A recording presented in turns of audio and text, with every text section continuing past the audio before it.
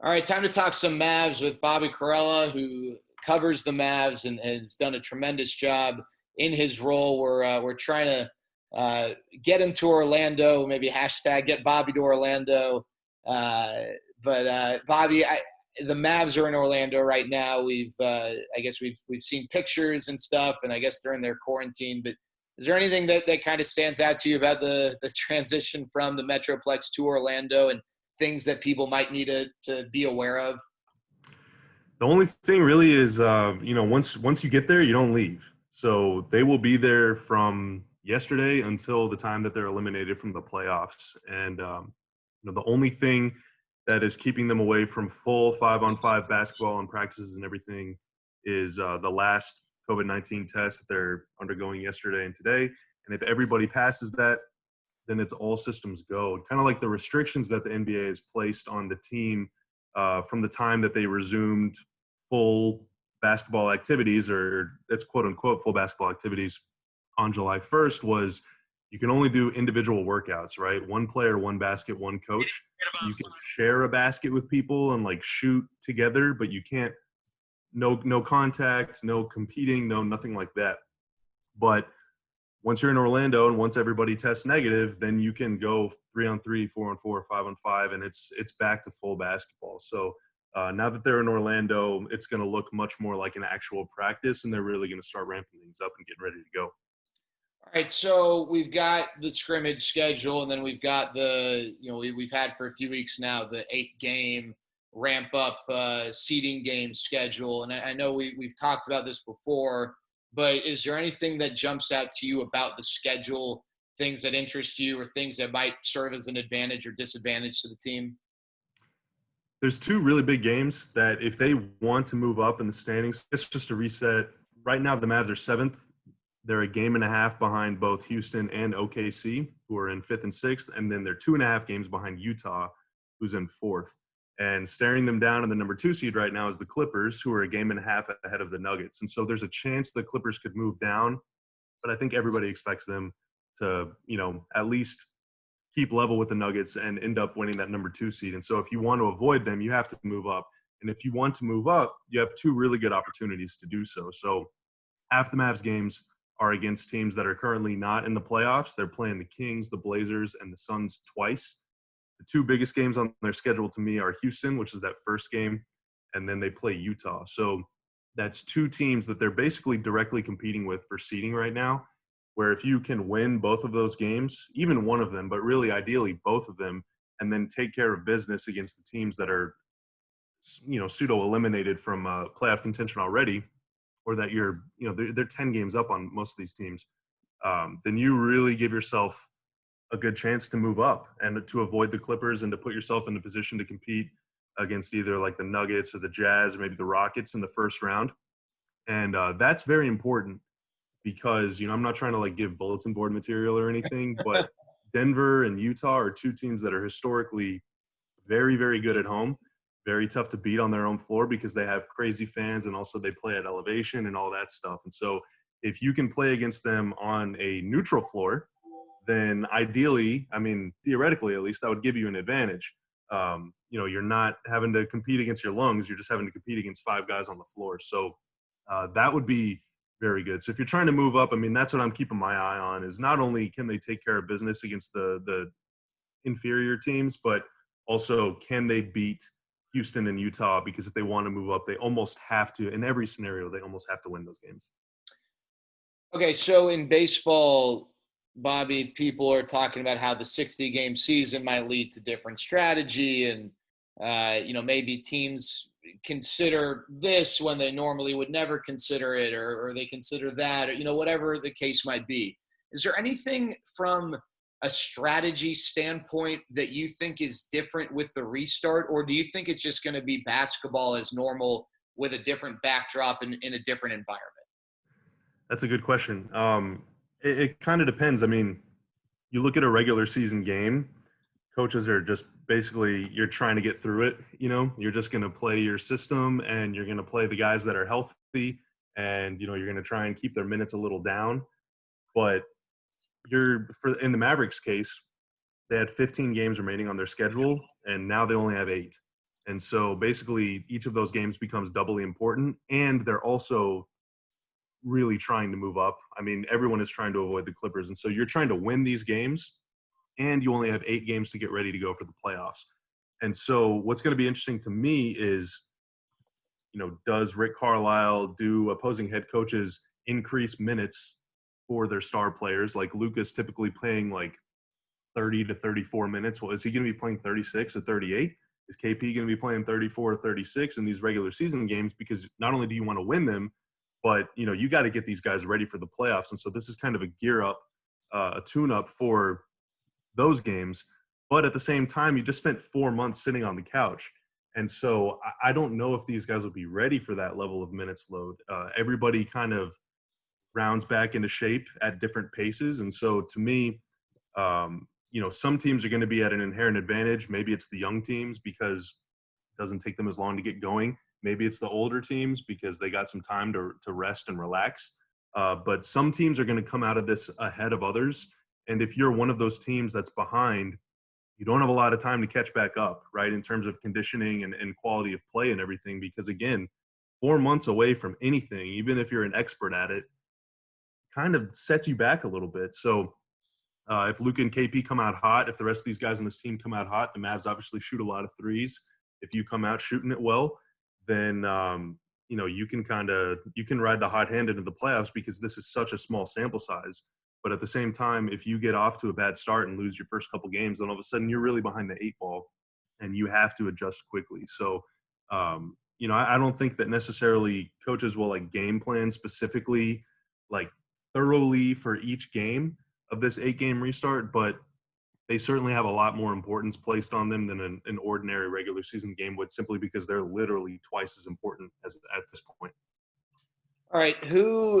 Is there a guy, for whatever reason, who you're concerned about on the roster? Maybe it's, a health thing, or, I know some people said, well, there's the whole, is Luka in shape, and was he careless during this time, and is he going to be slow? And then, obviously social media goes in all sorts of directions, but is there a guy who, you have, maybe not even concerned, who's the biggest question mark, I guess, maybe, with the restart? It might not even be specific to the conditions of the restart. It might just be a basketball related question.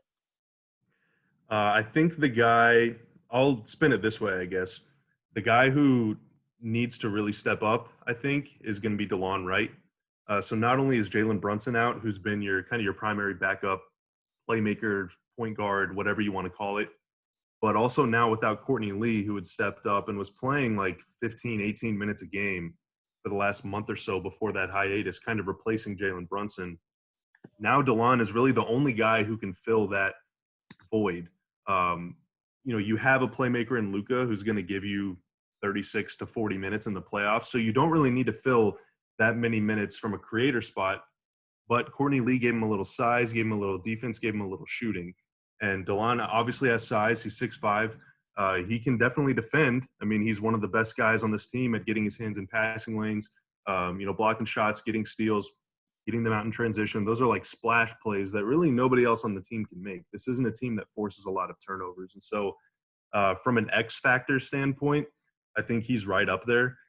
He's a guy who, if he was having a bad game, Rick Carlisle had the luxury of just replacing him with Brunson or Courtney Lee or Justin Jackson or even JJ Barea at times. But now in a playoff setting where you really can't afford to give too much back on the defensive end, I'm not sure what JJ Barea's minutes load is going to look like, right? And so if you're going up against a team like Houston with Russell Westbrook, or any of these other teams that just have stud point guards, even like going down the West, like Portland, they're like the number 11 seed right now. They have Damian Lillard. You need to have an ace that can defend these point guards, and DeLon is really the only guy that fits that profile at this point. So if he's going to be locked into playing 20, 25, even 30 minutes some nights, depending on the opponent, then he's really got to step up, and he can't afford to have off nights where he's not really making much of an impact or anything. And that goes obviously for every player in the NBA. I mean, let's not, get too far ahead of ourselves, but where there used to be 3 or 4 guys who could share that role, now there's really kind of one. And so he's got to step up and make a consistent impact off the bench. All right, Bobby, I want to look ahead to the future a little bit because to me, that's what's really interesting. Not to say the Mavs can't do some special things over the next few months, but I think I'm still most excited about the future, and maybe that's just a personal thing. I am intrigued by what happens, and I'm excited to continue to see Luka and KP play together. And frankly, I think that might even just be the best part of the restart is more opportunity for them to gel together. But okay, so first thing, assuming Tim Hardaway does not surprise us and elect for free agency, the Mavs probably don't have a lot of wiggle room this offseason. But my understanding, just looking at the landscape, this is actually probably an awesome offseason to not have a lot of wiggle room financially because there just doesn't appear to be a lot out there. Is that a fair assessment, or am I missing something? Yeah, so on multiple levels, you're right. Just from a pure talent standpoint, there are going to be some really good players that are free agents, but it's not going to be like, a couple summers ago or next summer where you're going to have 6 or 8 superstars and a bunch of all-star caliber players.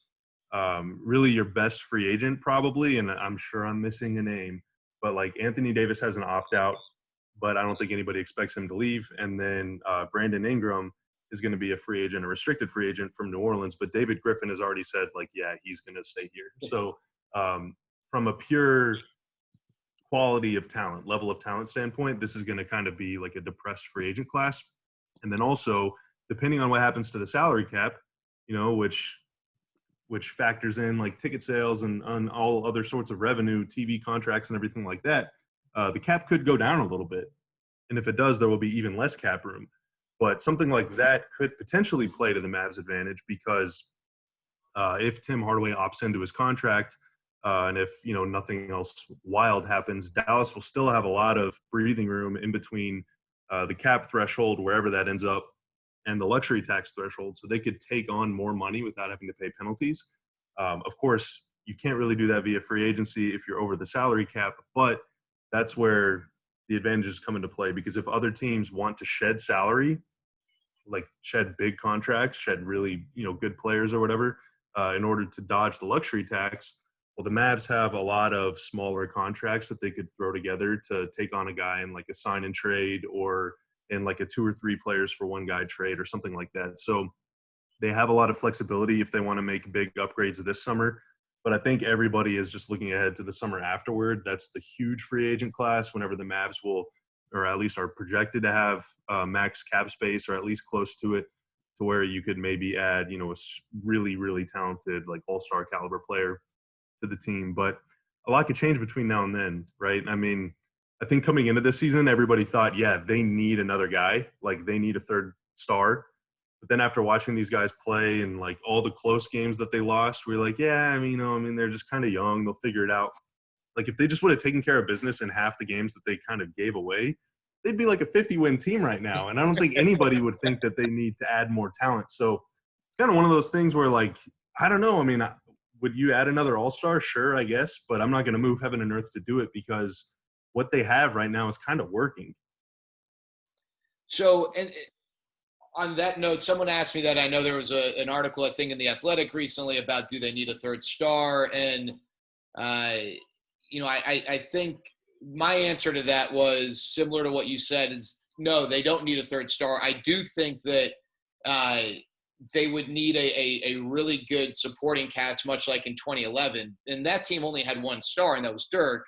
Jason Kidd is a overall star, but at that time in his career, he was not a star player, but he was a really, really good role player. And Jason Terry was a really, really good role player. And Tyson Chandler, and so I think if they have, I guess, a supporting cast like that, they don't need to have the best non-star supporting cast in the NBA, but I do think that having a top, we can put a ranking to it, I guess, but like a upper echelon supporting cast is enough if Luka and KP continue to grow. And I think I guess it also depends on like how people interpret stars. Like, do people view Victor Oladipo as a star? I guess I don't know. I certainly think he's a really special player. Is he a star, or is he just an awesome like non-star star. I think in Indiana, they'll tell you without question he's a star. And I think people in the Eastern Conference will tell you without question he's a star. But I don't know, like with Mavs fans, if I say that name to a Mavs fan, are they going to think star player? I don't know. So I'm not sure like how to even interpret like the star thing. The one thing I'll say is, and I'm curious your thoughts on this. I've been like most Mavs fans, are like, I'm frustrated. I've been frustrated, the pursuit of this free agent, the pursuit of that free agent, it hasn't worked out. Now, a lot of them, in fairness, I never thought there really was a shot to begin with, like the Dwight Howard pursuit or the Carmelo Anthony pursuit. And I didn't even want Carmelo. But the difference now, as much as we all love Dirk, is that the best years are ahead of Luka. And with Dirk, while he probably hung on longer than people would have guessed he would have been able to, you couldn't confidently say that the best years were ahead of Dirk in 2012 or 13 or whatever. And then the other thing to me is that this player, this big fish free agent, if they do attract that person, would be the final piece in theory. Whereas in the past, it's more been like, hey, come here, this is our plan, we're going to do this, this, and that, and then all of a sudden it's going to come together. But it's a lot easier when you're the final piece and you don't have to worry about the imagination aspect of it and the dependence on the team to follow through with what they're suggesting they'll do. Yeah, I mean, that would definitely appeal to, if I'm a guy that's made the All-Star team 5 times or whatever, but I'm on a team that has toiled in the playoffs, or maybe I don't like my situation or something, it would appeal to me because you want to feel like you're definitely an important piece, like you're the missing link, but you don't have to do all the legwork. You know what I mean? Because no one really wants to do that, to not only take the burden of being like the star player, but then also the burden of like, you have to carry this team across the finish line and you're not going to do it with a lot of help. There's already plenty of help here, but that also appeals, Luka and KP specifically, appeals to star level role players. Like you just mentioned a couple minutes ago, what is a star player? I mean, we could talk about that all day because there's, a million different interpretations of it. But if you're somebody who plays on another team right now or whatever, and you've seen the season that Tim Hardaway's having and that Seth Curry is having and Dorian Finney-Smith is having, all of those guys are playing great. There's a bunch of guys on the team, including Maxi Kleber, that are shooting career highs and from 3. Guys that are averaging career high in points per game or a career high in efficiency, that are really making an impact because Luka makes it so easy for them and KP makes it so easy for them, and what they have going right now is working so well. And so if you're a star player, you'd be like, yeah, I want to play with that because it looks really easy and looks really fun. But if you're like a veteran guy, Jason Kidd, Jason Terry, Sean Marion, Tyson Chandler kind of guy who's been there and done that but just wants to win a championship, it appeals to you too, because all of these other players that are doing what you would be doing if you were here are having like career years, so it just appeals to everybody. Whereas playing with Dirk, especially toward the latter half of his career, I think still would have been an honor for guys like Chris Paul, Dwight Howard, Darren Williams, all these guys that spurned them, or however you want to look at it. But they would have had to do a lot of the work. But now it's like, this is the Luka show. This is the KP show. But even though they're obviously 1 and 1A and they're going to get the most touches and they're going to get the most shots and everything, there's still plenty of room for everybody else to eat too. And so that just appeals, I think, to everybody, no matter if you're the best player in the NBA or the 500th best player in the NBA. And obviously I'm very biased, but I believe that you should want to play with these guys because they make it look easy and they have fun and everybody has fun playing with them. Yeah, no kidding. Is there a role player, Bobby, who, so like, I think fans fall in love with role players because the expectation is not the same as a star. And I don't know, they tend to be easier guys to root for. Like, I'm sure that our love of JJ Barea is far different than Minnesota's love of JJ Barea because they gave him a contract and the expectation was higher. But is there a role player who you think, listen, awesome dude, good player, but like they need to upgrade in that area? I don't know specifically a player because I think the need that I'm trying to address on this team isn't currently really filled by anybody. There's kind of a void there. And what I want, if I could just wave a magic wand and add something to the Mavericks, I'm either going to add a really quick playmaker, because I think overall offensively, this team, obviously what they're doing is working. They're the number one offense in the NBA, but I think at times they're a little slow. So I would add a point guard that can move, quick, can get to the basket, break you down. And no one's really filling that role on the team anyway. The other thing that I really want to add is a guy who's Dorian Finney-Smith's height, but maybe has 10 or 15 or 20 more pounds, just a little thicker, that can step up and play Paul Millsap type power forwards. Like Dorian is very good against your Giannis's and your, James Harden's, like the guys that, I guess Giannis is very big, but guys that aren't as beefy, right? Guys that are more perimeter oriented. But if KP is going to be your full-time five, then I think you need to have some type of power forward on your team that can still shoot and that can do everything like that, but that can defend LeBron-type players, but also guys in the post a little bit too, so that you're not giving something back. Like if the Mavs played the Nuggets right now, KP is going to defend Jokic, but who's defending Paul Millsap? And then if KP switches off on someone else, do they have someone that can defend Jokic? Like Maxi Kleber is kind of that guy, but I would want another guy like that because you can never have enough wings. Currently, pretty much all the wings that they have on their team, Finney Smith, Justin Jackson, Luka, you don't really want banging in the post or with, bigger, thicker guys. Tim Hardaway Jr., DeLon Wright, these are all guys that are a little more slender. I want someone with a little beef. I guess Michael Kidd-Gilchrist kind of checks that box, but yeah, I mean, those are the two things that I'm trying to add to the team. Speed and quickness from a playmaking standpoint on offense, and then a little more beef on defense. I mean, I'm not trying to stop Patrick Ewing or something. Like you don't need a big brute, but just someone that is a little thicker that can defend bigger guys if necessary, but also hang with guys on the perimeter and also shoot 40% from three. And there's like 5 guys in the NBA who can do that. So obviously everybody wants that player, but those are the two things I think that if you added them to this team, you'd see them take a leap.